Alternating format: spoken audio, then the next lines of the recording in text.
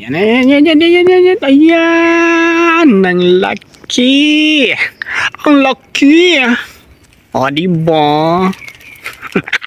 Hello guys, meron na tayong isang hinog na dragon fruit. Kunin na natin. Nakakalungkot lang kasi kunti lang yung bunga kung ngayon na tagbunga na to.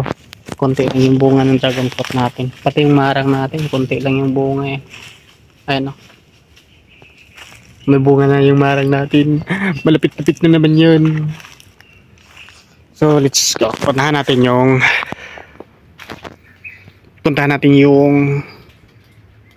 dragon fruit. Ayan, let's go. Ayun na yung dalawa na una na.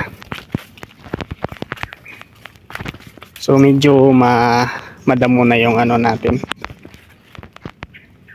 Yung area natin kasi tag-ulan na.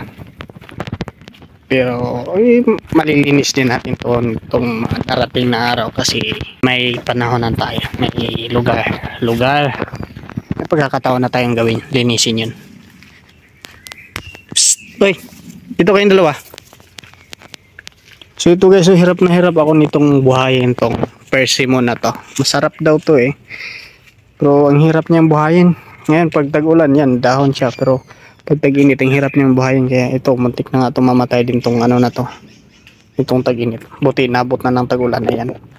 Buhay na siya uli. Pero nung tag-init wala nang dahon to guys. Ito yung pinakapuno niya nung una eh. Wala na oh. Patay na. So ito sanga na to nung nakarang tag-ulan. Sumanga siya. Inabot naman ng tag-init, yun wala na siyang dahon totally. Ngayon, ayan, nung inabot na naman siya ng tag-ulan, ayan, dumahon na siya. Kaya mataas-taas na. Sana di na siya di na siya mamatay. So yun. Yun yung mga ano natin ngayon. Dragon fruit. Wala na kasi gaano tayong oras dito. Kaya hindi na din natin naalagaan. Ito, walang bunga.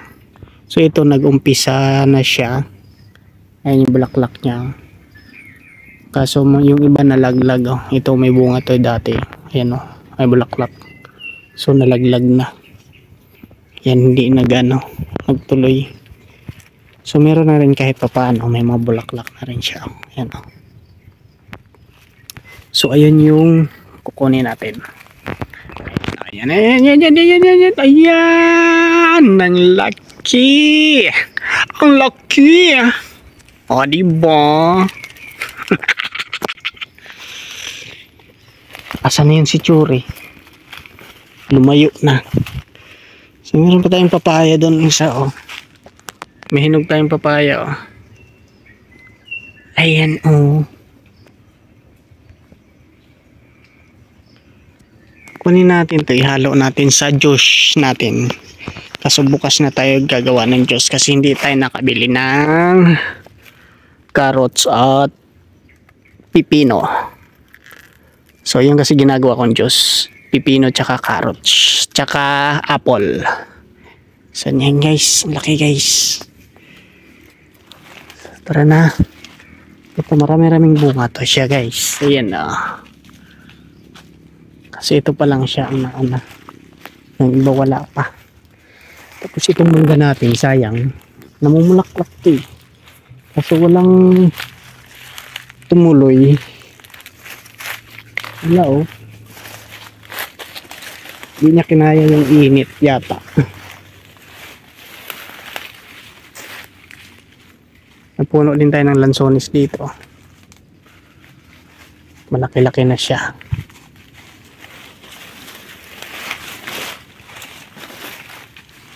Pero matagal pa yan kasi buto kasi yan, seedlings kasi yan siya. Kaya tagal yan. Gusti pa siya nakabuelo pagtubo.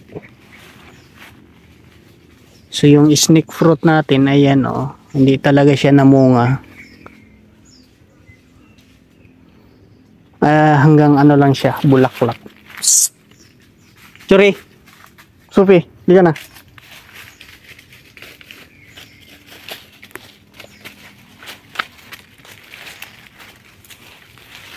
Tayo sa ano. So yung ano natin dito hindi na na-revive. Yung mga luya natin wala na. Or baka tutubo pa lang, bago pa lang naman nagtag-ulan. Baka tutubo pa lang siya. So, yung luya naman kasi, pag hindi mo siya hinarvest, pagdating ng tag-init, mawawala ang dahon yan. Pero pagdating ng tag-ulan, tutubo ulit yun. Pag hindi mo siya hinarvest, hindi mo siya binunot lahat,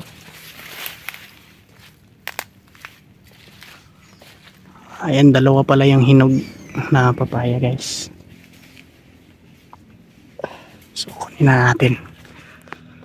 Di ko abot na may cellphone na hawak. So, patayin ko muna ha. Okay, alright.